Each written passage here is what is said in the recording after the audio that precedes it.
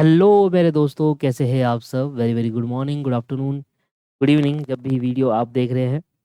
आज के सेशन के अंदर हम अपने ओ एम एस एम के एमसीक्यू कंप्लीट कर लेंगे। हमारे 281 से लेकर बच गए हैं 342 तक, तो टोटल लगभग 62 क्वेश्चन और बच गए हैं और आज की क्लास के अंदर हम वो कंप्लीट कर लेंगे। ये हमारी लास्ट क्लास होने वाली है और मॉर्निंग के बज रहे हैं 6। सुबह सुबह पढ़ाने का मज़ा ही अलग है और पढ़ने का भी मज़ा अलग है। अगर आप सुबह उठकर पढ़ते हो तो बहुत शांति मिलती है, और जो चीज़ आप 2 घंटे में दिन में पढ़ रहे हो वो आप 1 घंटे में सुबह पढ़ सकते हो। एक बार ट्राई करके देखिए। आइए स्टार्ट करते हैं 281 से। The idea that small is beautiful. ऐसा आइडिया किसने दिया था, कौन था वो जिसने स्मॉल इज ब्यूटीफुल कहा था? ये हुआ ई एफ सुचुमेचर। देखिए मैंने इसके बारे में लिखा है। ई एफ सुचुमेचर ने अपनी famous book small is beautiful में ये आइडिया दिया था कि छोटे decentralise human friendly ecosystem better होते हैं। लार्ज स्केल इंडस्ट्री हार्मफुल होती है और सस्टेनेबिलिटी इंपॉर्टेंट है, सस्टेन होना बहुत जरूरी है। ठीक है, तो इन्होंने दिया था small is beautiful. The utilisation rate help management to determine and product quality, need for adding or reducing the capacity, need for adding the capacity or reducing the capacity। आइए इसके बारे में समझते हैं क्या करने की कोशिश कर रहा है। यूटिलाइजेशन रेट मैनेजमेंट को क्या डिटरमाइन करने में हेल्प करता है, कितनी कैपेसिटी को बढ़ाना है और कितनी कैपेसिटी को रिड्यूस करना है। यूटिलाइजेशन रेट बताता है कि मशीन या फैसिलिटी कितनी कैपेसिटी परसेंट तक यूज़ हो रही है, अभी कितनी परसेंट तक यूज़ हो रही है। अगर यूटिलाइजेशन ज़्यादा है जैसे 90 to 100%, तो एक्स्ट्रा कैपेसिटी ऐड करनी पड़ सकती है। अगर यूटिलाइजेशन बहुत कम है जैसे 40 to 50%, कि हम बहुत कम यूटिलाइजेशन कर रहे हैं, तो हमें अपनी कैपेसिटी को रिड्यूस करनी पड़ सकती है।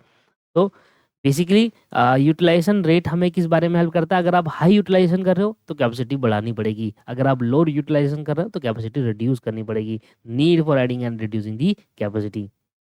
Facility layout is known as. Facility layout को दूसरे नाम से जाना जाता है प्लांट लेआउट। फैसिलिटी लेआउट दूसरे नाम से प्लांट लेआउट भी जानते हैं, और प्रोसेस लेआउट को दूसरे नाम से फंक्शनल लेआउट भी बोलते हैं।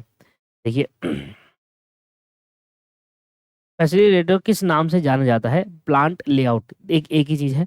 एंड प्रोसेस लेआउट को किस नाम से जाना जाता है? फंक्शनल लेआउट, ये भी एक ही चीज है। आप प्रोसेस लेआउट कह लो या फंक्शनल लेआउट कह लो, one of the same thing. And आपका फैसिलिटी लेआउट या प्लांट लेआउट एक ही बात है भैया। प्रोसेस लेआउट का मेन एडवांटेजेस क्या है? प्रोसेस लेआउट का मेन एडवांटेजेस क्या है? देखिए प्रोसेस लेआउट जिसको हम फंक्शनल लेआउट का नाम का भी कहते हैं, उसका मेन एडवांटेज क्या है? ऑपरेशन में फ्लेक्सिबिलिटी होना। प्रोसेस लेआउट के एडवांटेज है high flexibility, customise product possible, job production and batch production के लिए best, and machine utilisation good होती है। तो यहाँ पर जो हमारे ये है एडवांटेज, और नीचे दे रखे डिसएडवांटेज। तो हमारा को एक एडवांटेज मिल गया, हाई फ्लेक्सिबिलिटी। आप जब ऑपरेशन के अंदर फ्लेक्सिबिलिटी होती है उसमें प्रोसेस लेआउट एक एडवांटेज होता है। प्रोसेस लेआउट का एक एडवांटेज है कि आप अपने ऑपरेशन में फ्लेक्सिबिलिटी कर सकते हैं। Material requirement planning MRP is mainly use for planning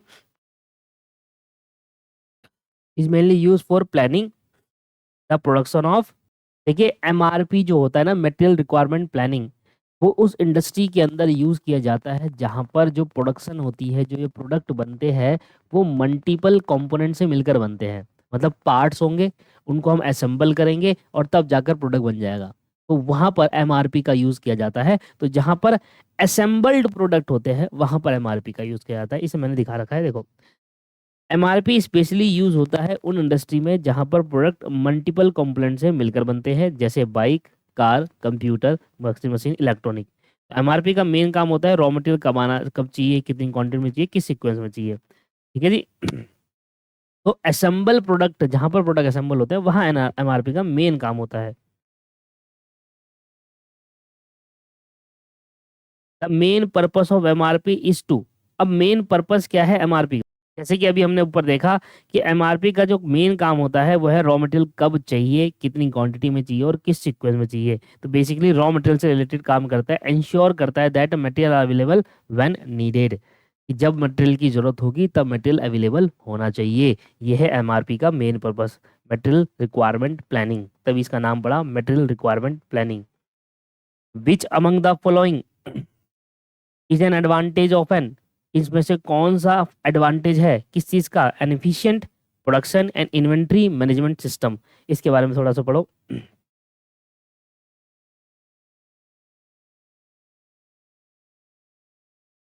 efficient production inventory management system का एडवांटेज क्या होता है? क्या होता है? अगर प्रोडक्शन मैनेजमेंट सिस्टम इफिशिएंट हो, इन्वेंट्री कम रहेगी, आईटी सिस्टम में आइडल टाइम कम होगा, बेटर शेड्यूलिंग होगी, सेटअप टाइम कम होगा, बेटर सीक्वेंसिंग होगी, कॉस्ट रिड्यूस होगा, फास्टर रिस्पॉन्स होगा।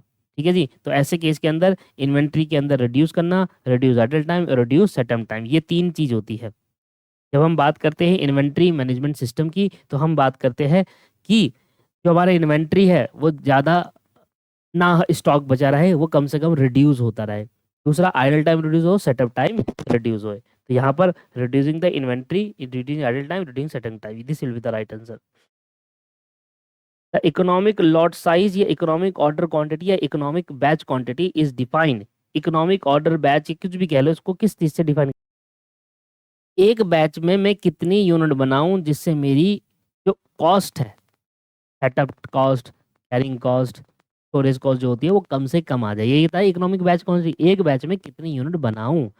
The quantity of output produce in one batch, एक बैच में कितनी यूनिट प्रोड्यूस करूं, that is the most economical result is the lowest average cost of production, जिससे मेरी कॉस्ट ऑफ प्रोडक्शन कम से कम हो जाए। इसी को कहते हैं ना इकोनॉमिक बैच क्वांटिटी। ठीक है, चलिए इसके बारे में अब थोड़ा क्वेश्चन भी कर लेते हैं। क्वेश्चन आगे, चलो क्वेश्चन को भी करवाता हूँ, जैसे 1 मिनट 2 मिनट दे दो मुझे।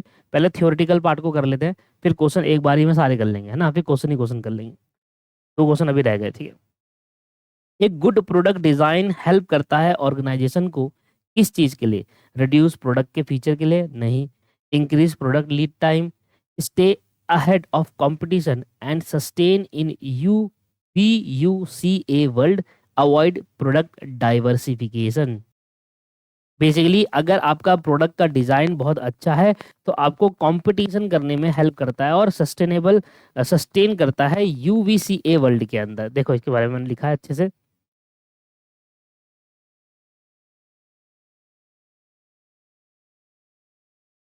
एक good product design customer satisfaction improve करता है, प्रोडक्ट को अट्रैक्टिव बनाता है, कंपटीशन के आगे रहने में हेल्प करता है। ठीक है। यूवीसीए का मतलब होता है वायलेटेड अनसर्टेन कॉम्प्लेक्स एम्बिग्यूअस, में सर्वाइव करने में सपोर्ट करता है बेसिकली। तो इसलिए इसका आंसर क्या है?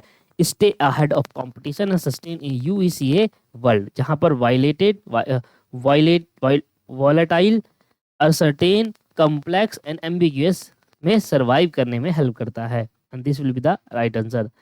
ग्रोथ फेज के अंदर प्रोडक्ट लाइफ साइकिल का करेक्टरिस्टिक्स क्या है? जहां पर बात करते हैं ग्रोथ फेज, तो वहां पर हम क्या करते हैं, हमारी सेल रैपिडली इंक्रीज होने लगती है ना। ग्रोथ का मतलब क्या? ग्रो हो रहे हैं हम, और ग्रो कब होते हैं? जब हमारी सेल इंक्रीज होने लगती है और मार्केट में एक्सपेंशन बढ़ने लग जाता है, वो ग्रोथ स्टेज होती है किसी भी प्रोडक्ट की। जबकि डिक्लाइन फेज के अंदर हम क्या करते हैं, प्रोडक्ट लाइफ साइकिल का डिक्लाइन फेज क्या होता है?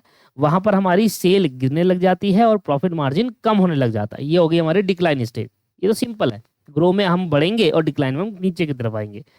एक प्रोडक्ट का लाइफ साइकिल कैसा होता है? एक प्रोडक्ट लाइफ साइकिल क्या होता है? इंट्रोडक्शन, ग्रोथ, मैच्योरिटी और डिक्लाइन, ये होता है।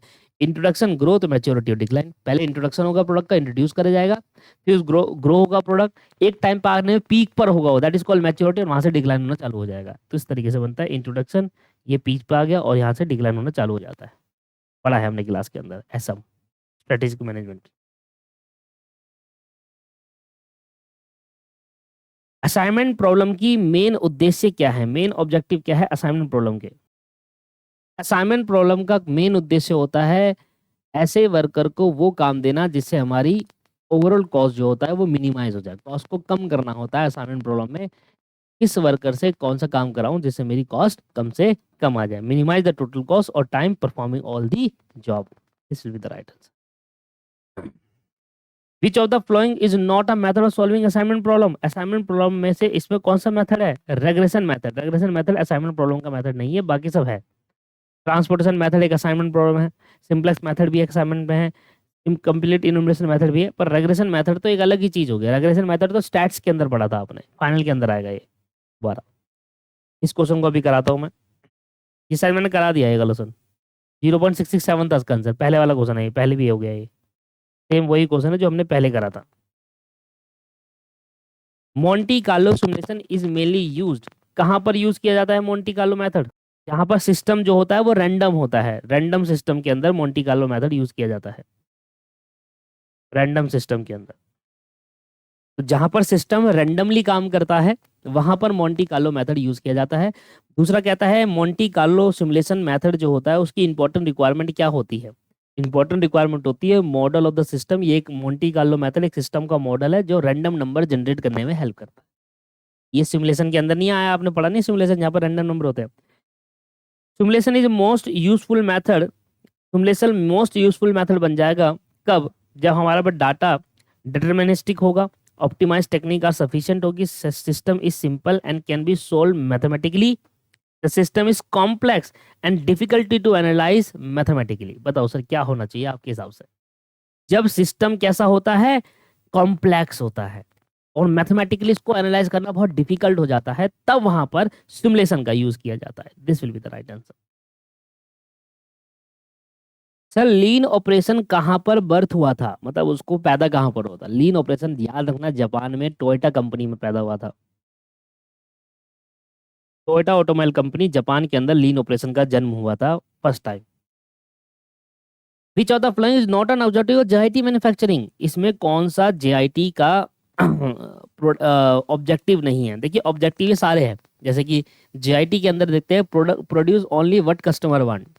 जस्ट इन टाइम के अंदर हम क्या देखते हैं कि जब कस्टमर को चाहिए तब प्रोडक्ट को प्रोड्यूस करना चाहिए। Product produce with perfect quality, produce with zero waste, ये बिल्कुल करेक्ट है। बट आप ये कह रहे हो कि प्रोडक्ट को प्रोड्यूस करो before demand arise, demand arise होने से पहले ही प्रोडक्ट बना दो, ये एक ऑब्जेक्टिव नहीं होगा। डिमांड तो आने दो तभी तो प्रोडक्ट बनाऊंगा, डिमांड ही नहीं आ रही तो फिर मैं क्या करूंगा प्रोडक्ट बनाकर, right? Continuous improvement in just in time, just in time के अंदर जब हम कंटिन्यूस इंप्रूवमेंट करते हैं तो बेसिकली उसका मेन पर्पस क्या होता है? Focus on a short term gain, relying on external audit only, once problem are solve no further action is needed, corrective existing problem and identify new one is continuously. Continuous improvement का मतलब होता है कि आप अपनी existing problem को correct करो और एक नई वन न्यू वन आइडेंटिफाई करो, न्यू वन। कंटिन्यूस इंप्रूवमेंट क्या है भाई? हमारी जो प्रॉब्लम है, एग्जिस्टिंग प्रॉब्लम है, उसको हम क्या करते रहेंगे, धीरे धीरे उसको सही करते रहेंगे और नई ढूंढेंगे, कोई नई प्रॉब्लम तो नहीं आ रही, वो भी आ रही है तो उसको भी ठीक करो। This is called continuous improvement. इसको भी होल्ड करो। सर प्रोडक्टिविटी कॉमनली यूज कैसे करते हैं? प्रोडक्टिविटी कैसे निकालोगे? आउटपुट और इनपुट का जो रेशियो होता है उसके बेसिस पे निकालते हैं, आउटपुट अपन में input, that is called productivity. Ratio between output volume और वॉल्यूम ऑफ इनपुट। भाई आउटपुट और इनपुट का जो रेशियो होता है उस चीज से प्रोडक्टिविटी निकलती है कि भाई कितना इनपुट डाला था और उससे कितना आउटपुट निकाला आपने। इनमें से कौन सा मेथड जो है एम्प्लॉय की प्रोडक्टिविटी को मेजर नहीं कर सकता? इसमें से कौन सा मेथड एम्प्लॉय की प्रोडक्टिविटी मेजर नहीं करता? Which of the following is not a method to measure the employ productivity? Employ के काम को कंप्लीट करने का मेजर किया जा सकता है, यस।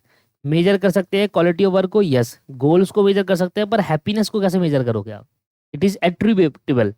हैप्पीनेस को मेजर थोड़ी कर सकते हैं वो, ठीक है? इमोशंस को थोड़ी मेजर कर सकते हैं, तो ये मेजर नहीं हो सकता। नेचुरल फैक्टर, ऐसे कौन से नेचुरल फैक्टर है जो इन्फ्लुएंस करते हैं प्रोडक्टिविटी को? Industrial law, policy? नहीं, ये नेचुरल थोड़ी हुआ। Climate and geographical conditions, natural factors. Natural मतलब बेसिकली जहाँ नेचुरल डिजास्टर्स वगैरह होते हैं, जहाँ पर जो चीज़ नेचुरली होती है। इंडस्ट्रियल पॉलिसी नेचुरल नहीं होती। लेबर लॉ बनाए जाते हैं, इंडस्ट्रियल पॉलिसी बनाई जाती है, प्रोडक्ट डिजाइन बनाई जाती है, नेचुरल थोड़ी होती है ये। नेचुरल सिर्फ क्लाइमेट्स होते हैं और जियोग्राफिकल कंडीशंस होती है। सोशल फैक्टर अफेक्टिंग प्रोडक्टिविटी, भाई सोशल कौन से सोशल फैक्टर है जो प्रोडक्टिविटी को इफेक्ट कर रहे हैं? Credit facility, market demand, culture, custom, tradition of the society और machine maintenance and down time. Sir मेरे हिसाब से है कल्चर, कस्टम और tradition of society, that is called social factors. Credit facility कोई सोशलाइज नहीं कर सकते, मार्केट डिमांड कोई सोशल नहीं है, कल्चर्स हमारे सोशल्स होते हैं, कस्टम्स हमारे सोशल होते हैं, ट्रेडिशन जो होता है वो हमारा सोसाइटी के रिलेटेड, जो चीज़ सोसाइटी से रिलेटेड होती है वो सोशल होते हैं। ये अफेक्ट करती है प्रोडक्टिविटी को, सोशल फैक्टर के हिसाब से देखा जाए तो। अगर मैं कंटिन्यूस इंप्रूवमेंट की बात कर रहा हूँ, in TQM is also known as, TQM की जब कंटिन्यूस की बात कर रहा हूँ कि भाई TQM के अंदर हम कंटिन्यूस इंप्रूवमेंट कर रहे हैं, तो उसका मतलब क्या है? Six sigma, benchmarking, kaizen costing और जस्ट इन टाइम। दोस्तों इसका आंसर है काइजन कॉस्टिंग। मैं इसके बारे में आपको थोड़ा समझाता हूँ। देखिए काइजन कॉस्टिंग आपका फाइनल में पूछेगा।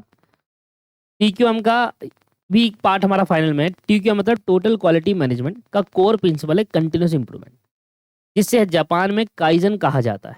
काइजन का मतलब है रोज थोड़ी थोड़ी बेहतर बनना, improvement never stop, small step improvement. रोज थोड़ा थोड़ा बेहतर बनना, कभी इंप्रूवमेंट को स्टॉप मत करो कि हम इंप्रूव्ड हो गए हैं, नहीं, हमेशा कुछ ना कुछ इंप्रूव करते रहो जिंदगी में, छोटे छोटे इंप्रूवमेंट लगाते रहो।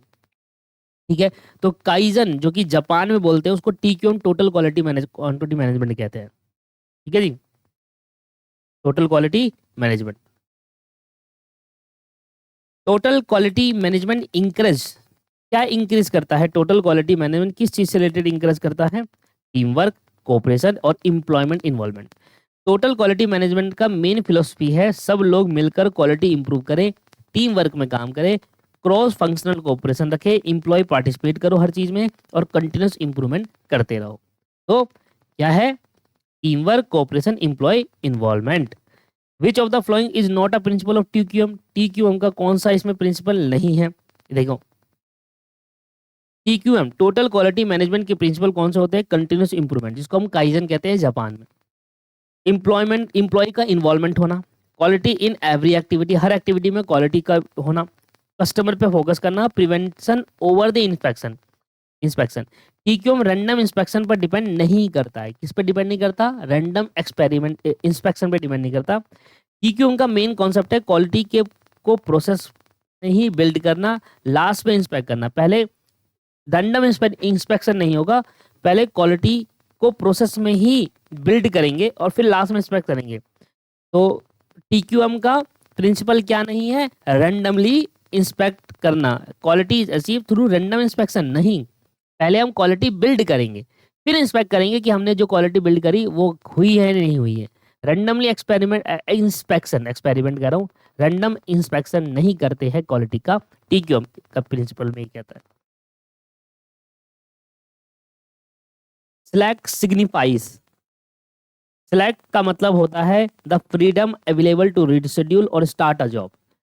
जॉब को स्टार्ट करने में फ्रीडम, जॉब को रीशेड्यूल करने में फ्रीडम, उसको सिलेक्ट कहते हैं। सिलेक्ट फ्लोट का मीनिंग होता है जॉब एक्टिविटी को कितने टाइम डिले किया जा सकता है विदाउट डीलिंग द प्रोजेक्ट, यानी शेड्यूल एडजस्ट करने की फ्रीडम। राइट, याद रहेगा, the freedom available to reschedule और start the job. Slack time आप कैसे कैलकुलेट करते हैं? EFT minus LFT। Slack time होता है EFT minus LFT। A job, ऐसी जॉब जहां पर जीरो स्लैक है उसको कौन सी जॉब कहते हैं? Critical job. जहां पर जीरो स्लैक होता है उसको क्रिटिकल जॉब कहते हैं।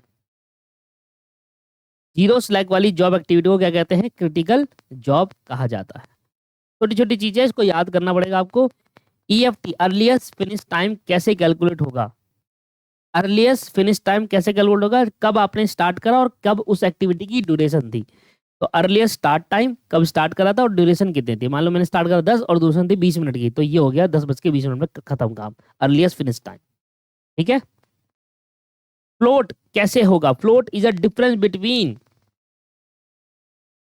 Between the maximum time available and the actual time required to complete an activity. इसको फ्लोट कहते हैं कि कितना टाइम हमारे पास अवेलेबल था और कितना टाइम हमने लगाया उस एक्टिविटी को काम कर कंप्लीट करने में। That is called float. Total float कैसे निकालोगे sir? Total float is equal to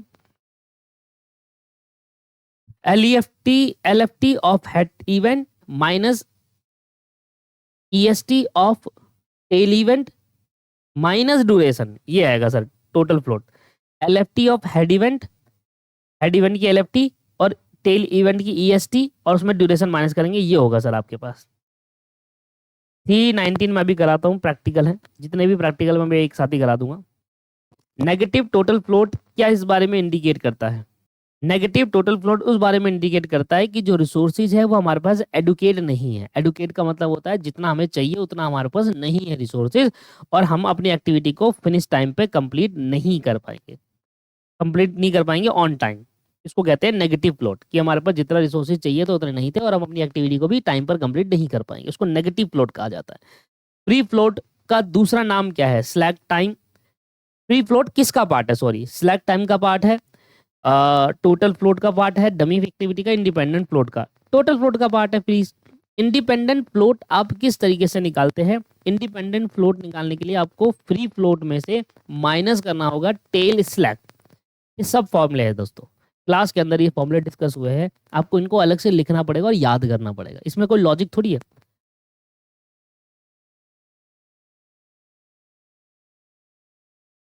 भाई स्लैक और फ्लोट में डिफरेंस बता दो। बहुत बार मैं बता चुका हूँ, स्लैक जो होता है वो इवेंट के लिए रेफर करता है, जबकि फ्लोट जो होता है एक्टिविटी को रेफर करता है। याद रखेंगे, स्लैक इवेंट को रेफर करेगा और फ्लोट एक्टिविटी को रेफर करेगा।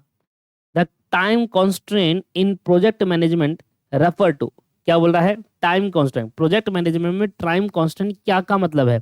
Schedule for project to each reach completion.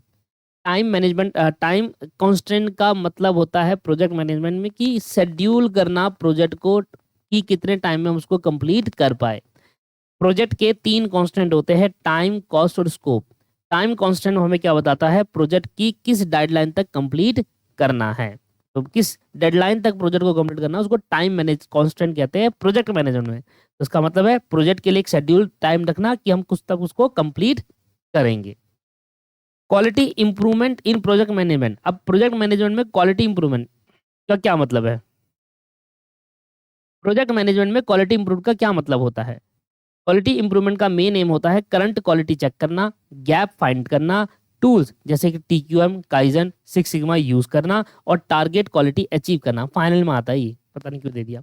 Applying tools to close gap between the current and desire quality level.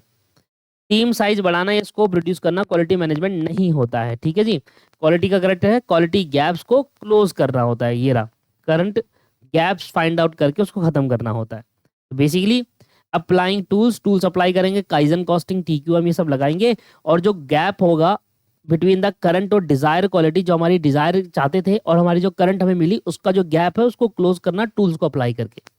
ये होता है जी आपके पास improvement, quality improvement. Gantt chart को दूसरे नाम से क्या जाना जाता है? Gantt chart is also known as bar chart. Gantt chart को बार चार्ट के नाम से भी जाना जाता है। गैन चार्ट एक हॉरिजॉन्टल बार चार्ट होता है जिसमें task, time duration, start finish date सब लिखा होता है। बार चार्ट भी कह सकते हैं।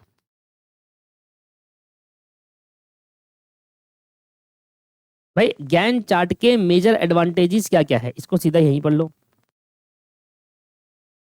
गैन चार्ट एक सिंपल शेड्यूलिंग टूल है जो एक्टिविटी को टाइमलाइन पर शो करता है, और इसका सबसे बड़ा एडवांटेज ये होता है कि अगर किसी एक्टिविटी की टाइमिंग या मशीन लोड में चेंज करना हो तो गैन चार्ट अपडेट बहुत इजीली रिफ्लेक्ट हो जाते हैं। टाइमिंग में चेंज करने से गैन चार्ट में इजीली रिफ्लेक्ट हो जाते हैं। ये डिटेल नेटवर्क रिलेशनशिप नहीं दिखाता और मैन पावर प्लानिंग को रिप्लेस भी नहीं करता। इसलिए सही आंसर क्या है? टाइमिंग और लोड चेंज को इजीली इंकॉर्पोरेट करने वाला करने करने करता है। तो गैन चार्ट का मेजर एडवांटेज क्या है कि जो टाइम होता है कैन इजीली इनकॉर्पोरेट, बहुत आसानी से इनकॉर्पोरेट कर लेता है अगर टाइमिंग में और मशीन के लोड में चेंज आ जाए तो। याद रहेगा। इवेंट जो होता है किसी नेटवर्क का, इवेंट जो होता है वो किसको रेफर करता है? इवेंट बहुत सिंपल है, द स्टार्ट और the completion of a job that consume into the resources. Event बताता है कि कहाँ से स्टार्ट हो रहा है, कहाँ कंप्लीट हो रहा है, उसी को इवेंट कहते हैं। Network analysis provide graphical representation of. जो नेटवर्क एनालिसिस होता है वो क्या आपको ग्राफिकली क्या प्रोवाइड करता है? सारी एक्टिविटी और इवेंट्स को लॉजिकल सीक्वेंस के अंदर प्रोवाइड करता है। नेटवर्क डायग्राम हमें क्या बताएगा? प्रॉफिट और लॉस थोड़ी बताता है, हमारी एक्टिविटी को और इवेंट को लॉजिकल सीक्वेंस में दिखाता है graph. Which of the following is not an application of network analysis. इसमें कौन सा नेटवर्क एनालिसिस का एप्लीकेशन नहीं है? इधर देखो, क्वेश्चन पूछ रहा है कि नेटवर्क एनालिसिस का यूज किस फील्ड में नहीं होता है। नेटवर्क एनालिसिस हमेशा उन प्रोजेक्ट में अप्लाई होता है जहां काम कॉम्प्लेक्स हो, लॉन्ग टर्म एक्टिविटी बेस्ड होता है। हमें वो ऑप्शन चूज करना है जहां डेली ऑपरेशन होते हैं, देखो लिखा भी है जहां डेली ऑपरेशन होते हैं, जहां एक्टिविटी सीक्वेंस में होती है, क्रिटिकल प्राइस एनालाइज की जरूरत नहीं पड़ती है। That is called real store management. Network analysis का यूज एयरक्राफ्ट मैन्युफैक्चरिंग में यूज होता है, कंस्ट्रक्शन ऑफ प्रोजेक्ट और सैटेलाइट मिशन जैसे बड़े और कॉम्प्लेक्स प्रोजेक्ट में यूज होता है, जहां बहुत सारी एक्टिविटी एक ही लॉजिकल सीक्वेंस में होती है। इनमें प्लानिंग, शेड्यूलिंग, कंट्रोलिंग काफी क्रिटिकल होते हैं, इसलिए पीआरटी सीपीएम जैसे टूल को यूज किया जाता है। बट जो रिटेल स्टोर मैनेजमेंट होता है, रूटीन ऑपरेशन होता है, जहां पर डेली टास्क रिपीटेड होते हैं, जैसे बिलिंग का, customer handling, self arrangement, stock, इनमें कॉम्प्लेक्स एक्टिविटी नहीं होती, इसलिए नेटवर्क डायग्राम इधर यूज नहीं होता। तो यहाँ पर रिटेल मैनेजमेंट में ये सारे बड़े बड़े हैं, इधर यूज होगा, पर ये जो रिटेल स्टोर मैनेजमेंट यहाँ डे टू डे एक्टिविटीज होती है, यहाँ पर आपको कॉम्प्लेक्स नहीं होती है। The types of maintenance in which machine are repaired only after the breakdown is known as। Machine के ब्रेकडाउन होने के बाद जब उसका मेंटेनेंस करते हैं तो उसको क्या कहा जाता है? ब्रेकडाउन और रिपेयर मेंटेनेंस कहा जाता है। ब्रेकडाउन मेंटेनेंस को रन टू फेलियर मेंटेनेंस भी कहा जाता है, जिसमें मशीन को तब तक चलने दिया जाता है जब तक वो खराब ना हो जाए। जैसे ही वो ब्रेकडाउन होता है फिर रिपेयर किया जाता है, उसमें कोई प्लानिंग शेड्यूलिंग, सीधा यहाँ तक आपका इनफ है। जब भी मशीन खराब होगी उसके बाद जब उसका रिपेयर करा जाएगा उसको ब्रेकडाउन मेंटेनेंस या फिर रिपेयर मेंटेनेंस कहा जाएगा। Simple answer.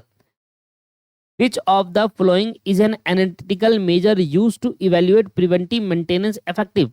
अब इधर देखो, पहले क्वेश्चन क्या पूछ रहा है? क्वेश्चन ये पूछ रहा है कि प्रिवेंटिव मेंटेनेंस की इफेक्टिव इवेल्युएट करने के लिए कौन सा एनालिटिकल मेजर यूज होता है। एनालिटिकल मेजर का मतलब होता है ऐसे न्यूमेरिकल रेशियो और फॉर्मूले जिससे हम मेंटेनेंस की परफॉर्मेंस को क्वांटिटेटिवली जज कर सके, क्वालिटेटिव नंबर्स में जज कर सके। हम आइडेंटिफाई करना है कि कौन कौन से दिए गए फॉर्मूले प्रिवेंटिव मेंटेनेंस की परफॉर्मेंस को मेजर करने में हेल्प करता है।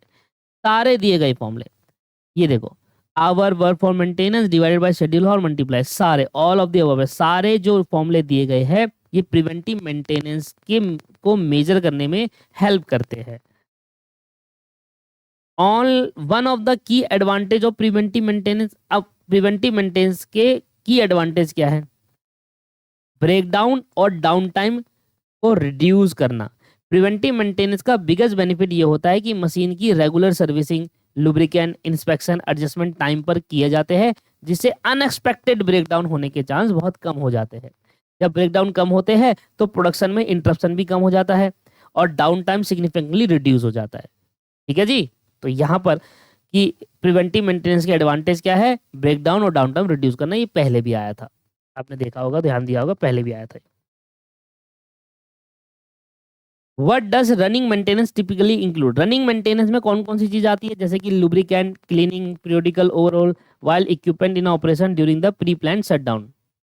तो ये सब आता है रनिंग मेंटेनेंस के अंदर।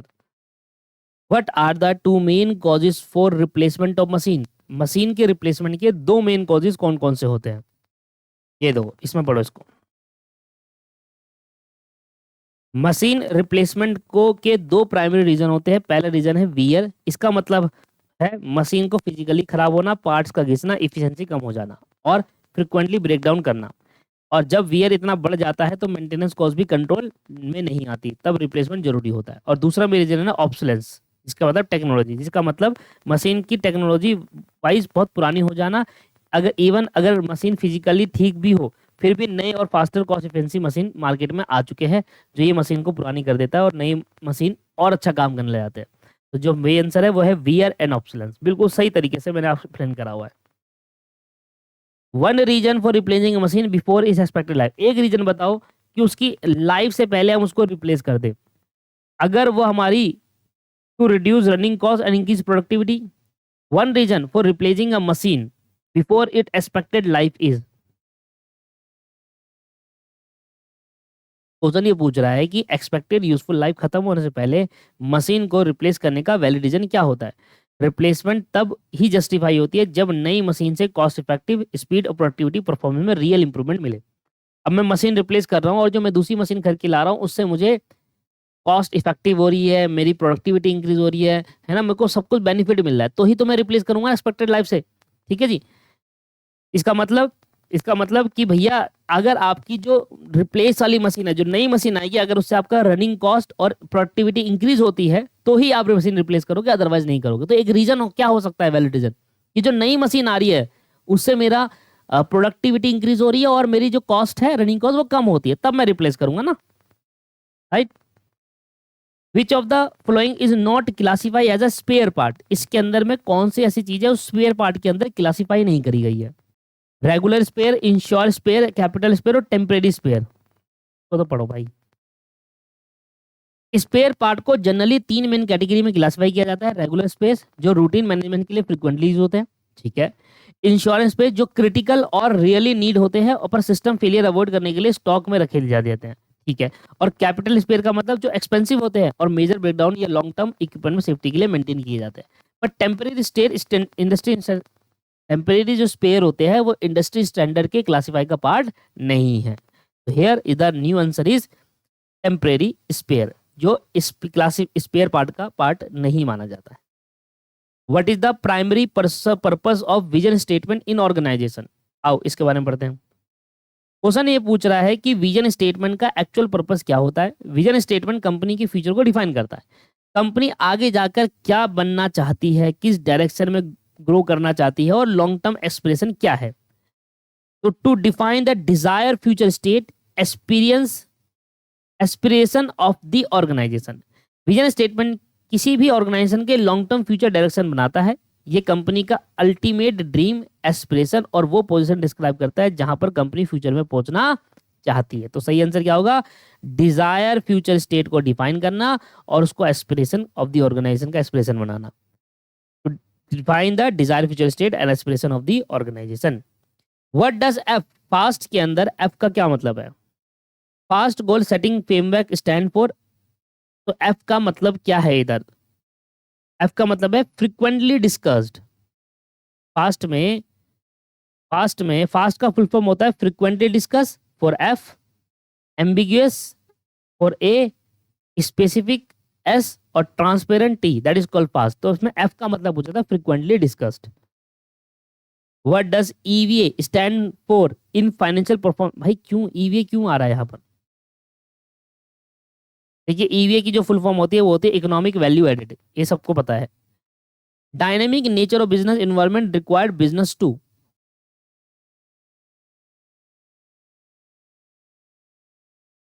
क्वेश्चन ये पूछ रहा है कि बिजनेस एनवायरनमेंट डायनेमिक होने की वजह से बिजनेस को क्या क्या करना जरूरी होता है। डायनामिक इन्वायरमेंट का मतलब है चेंजेस लगातार होते रहना, टेक्नोलॉजी में, कस्टमर डिमांड में, कंपटीशन में, गवर्नमेंट पॉलिसीज के अंदर, सब टाइम टू टाइम चेंज होते हैं। हमें वो ऑप्शन चूज करना है जो बताता है कि बिजनेस को चेंजिंग इन्वायरमेंट में कैसे बिहेव करना चाहिए। तो वो कौन सा ऑप्शन है? Continuously adapt to change and anticipate future trend. Future के ट्रेंड को एंटिसिपेट करो और आज ही चेंज करना धीरे धीरे लग जाओ। इससे आप बिजनेस में सस्टेन रहोगे, नहीं तो बाहर हो जाओगे, जैसे नोकिया। बिजनेस इन्वायरमेंट डायनामिक होते हैं यानी चेंज कभी रुकते नहीं। न्यू टेक्नोलॉजी आती है, कस्टमर प्रेफरेंस बदलती है, कंपटीटर नई प्रोडक्ट लॉन्च करते हैं और गवर्नमेंट पॉलिसी भी चेंज होती रहती है। इसलिए बिजनेस को अपनी स्ट्रेटेजी, प्रोसेस, प्रोडक्ट और डिसीजन मेकिंग को टाइम के साथ एडजस्ट करना पड़ता है। साथ ही फ्यूचर ट्रेंड को एंटिसिपेट करना भी इंपॉर्टेंट हो ताकि कंपनी कॉम्पिटिटिव एडवांटेज मेंटेन कर सके। समझ में आया? तो इसका आंसर जो होगा वो होगा continuously adapt changes and anticipate future trends. A company develop a new recycling process to reduce waste. एक कंपनी ने क्या चीज पर गई? नई रिसाइकिल प्रोसेस को डेवलप करा वेस्ट को रिड्यूस करने के लिए। Which pestle factor is to responding in environment? आप वेस्ट को रिड्यूस कर रहे हो, इसका मतलब इन्वायरमेंट का भला कर रहे हो। देखो पेस्टल फ्रेमवर्क में इन्वायरमेंट फैक्टर उन सब चीजों में कवर करता है जो environment, sustain, pollution control, waste management, climate impact और इको फ्रेंडली प्रैक्टिस से रिलेटेड है। समझ में आया? खत्म, जल्दी खत्म हो गया। बट अभी के लिए कुछ क्वेश्चंस हमें करने हैं। अब एक क्वेश्चन ये करना है। देखो एक क्वेश्चन आपके पास ये है कि प्रोजेक्ट एक्टिविटी बताइए। ईएफटी आपको 12 दिन दे रखा है, एलएफटी आपको 20 दिन रखा है। What is the select time? Select time क्या होगा?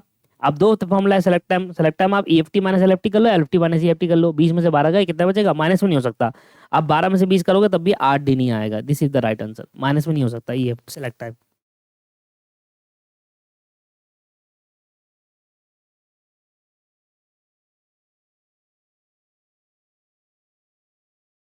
305 क्वेश्चन देखो, एक फैक्ट्री के अंदर 13 वर्कर है जो एक सिंगल प्रोडक्ट प्रोड्यूस करते हैं। टोटल आउटपुट करा इन अ मंथ, एक महीने में 24 दिन काम करा, उसमें 370 यूनिट बनाई। तो what is the monthly productivity पर वर्कर? पर वर्कर की मंथली प्रोडक्टिविटी क्या होगी भाई? 370 यूनिट आपने बनाया, 13 वर्कर है, 370 डिवाइडेड बाई 13 कर दो भैया, 28.46। ये आपका भाई 370 यूनिट आप बना रहे हो और 13 वर्कर ने मिलकर बनाया, तो एक वर्कर कितनी बना रहा है? 28.46। ठीक है ना, 28.46 डिवाइड कर दिया सीधा सीधा। ये पहले भी आया था, ये वाला क्वेश्चन मैं करा चुका हूँ। ये क्वेश्चन मैंने आपको करा दिया था पहले, है ना। 0.667 3 बार आ चुका है ये क्वेश्चन। ये क्वेश्चन करके चले आना भैया। जाओ 2 क्वेश्चन और करते हैं, खत्म हो गया सर चैप्टर। भाई आपको दे रखी है डिमांड, ठीक है, आपको दे रखी है इन्वेंट्री होल्डिंग कॉस्ट, मतलब सी दे रखा है आपको 10 पैसा पर bearing, and the setup running cost है 324। तो क्या होगा? डिमांड जैसे 2 multiply by 24,000 multiply by 324 and divided by 0.10 पैसा दे रखा है पर मंथ। तो मल्टीप्लाई 12 करोगे 0.10 को, ये आ गया 1.2 और फिर रूट में 2 multiply by 24,000 multiply by 324 divide by 1.2 and then फिर रूट, ये आ जाएगा 3600। एनुअल डिमांड आपको दे रखी है, एवरेज डेली डिमांड आपको दे रखी है, ऑर्डरिंग कॉस्ट दे रखा है, ये भी आपको पहले कराया है मैंने क्वेश्चन। ऑर्डरिंग कॉस्ट दे रखी है पर, और होल्डिंग कॉस्ट दे रखी है 1.2 per unit per year. Lead time दे दिया, cost per, what is the quantity should be order, कितनी क्वांटिटी एक बारी में ऑर्डर करूं? अरे निकाल लो ना यार। 2 multiply by 1000 multiply by ordering cost है 5 और divide by 1.2। Average daily demand दे रखा है आपको 1000 डिवाइड बाय 365।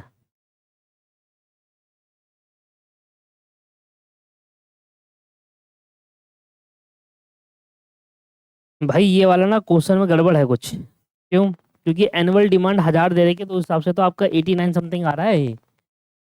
एक मिनट को मैं इसमें चेक करता हूँ कि पहले भी मैंने ऐसा क्वेश्चन कराया था।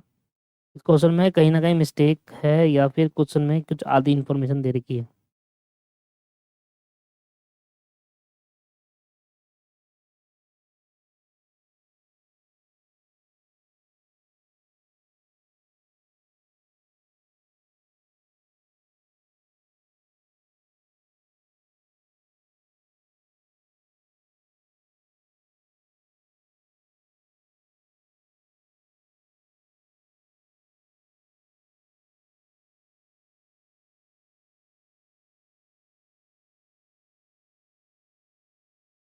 आया तो पहले भी था यार क्वेश्चन। नहीं आया क्या?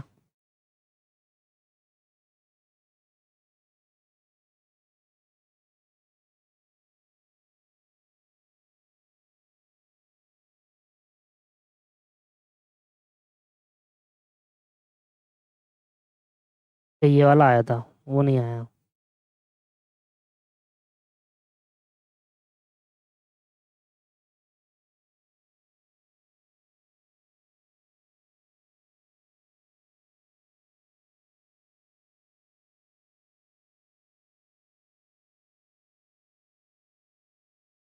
नहीं दे रखा सर, कोई बात नहीं, ये क्वेश्चन गलत है। मैं आपको इसका लॉजिक समझाता हूँ गलत क्यों बोल रहा हूँ मैं। देखिए, आपका आंसर इसके अंदर बुक के अंदर क्या दे रखा होगा? इन तीनों में, चारों में से कुछ एक होगा, इन चारों में से कुछ होगा, और चारों आंसर वो देखोगे वो 1000 से ज्यादा है। जब एनुअल डिमांड ही 1000 है तो आप इससे ज्यादा कैसे ऑर्डर दे सकते हो? आप खुद सोचो। मेरी एनुअल डिमांड कितनी है? 1000 यूनिट, या तो वो ज्यादा होती। मेरी एनुअल डिमांड ही 1000 यूनिट है और बुक के साथ आंसर ये दे रखा है 2612 दे रखा है ना। कैसे पॉसिबल है? ये मैथमेटिकली पॉसिबल ही नहीं है कि अगर आपकी एनुअली डिमांड 1000 है तो एक बारी में आप 2612 यूनिट का ऑर्डर दो। गलत है आंसर क्वेश्चन, इसमें मिसिंग है या तो कुछ, ये प्रिंटिंग एरर है कुछ। एनुअल डिमांड ज़्यादा होनी चाहिए, ठीक है ना। और मुझे ये क्वेश्चन मिले नहीं रहा, अगर आपको मिलेगा तो मुझे बता देना, मैं वो करवा दूंगा। बाकी मेरी तरफ से समाप्त हो गया, कुछ भी नहीं बचा, मैंने सारा करवा दिया आपको जैसे आपको प्रॉमिस किया था, सारा करा दिया है A to Z। इसका अगर आपको प्रिंटिंग एरर मुझे लग रहा है, अगर आपको मिलता है, लॉजिक सिंपल सा है।